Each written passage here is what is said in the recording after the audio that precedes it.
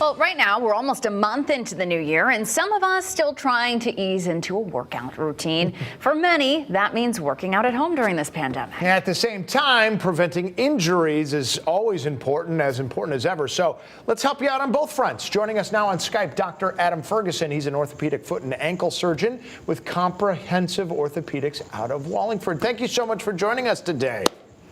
Thank you for having me, guys. I appreciate it. I'm glad to have you here. Okay, so first things first, why don't we start with people who are maybe starting a workout routine who haven't done it for the last year.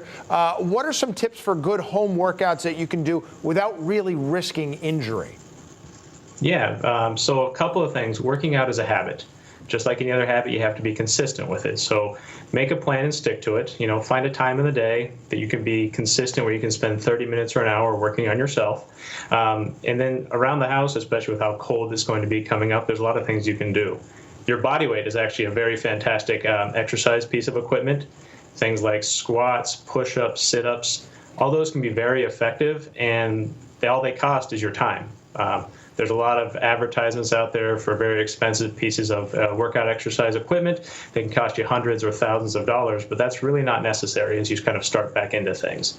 If you haven't worked out a lot recently, going gradual and going slow and kind of easing back in is also very important. If you want to focus on doing higher amounts of repetitions at a lower weight if you're using weight, or if you're going to do something more cardiovascular, start slow and gradual. You know, start by walking.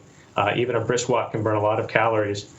Even on the order of about 40 to 60% of what a vigorous run can do. So keep in mind that it's a marathon, to quote the colloquialism, not a sprint. So you got to really kind of gradually ease into it, but really be consistent and focus your energies and your time at a consistent time for a repetitive amount of days. Okay, and if you do think you're injured, what is the best thing to do when it comes to working out at home?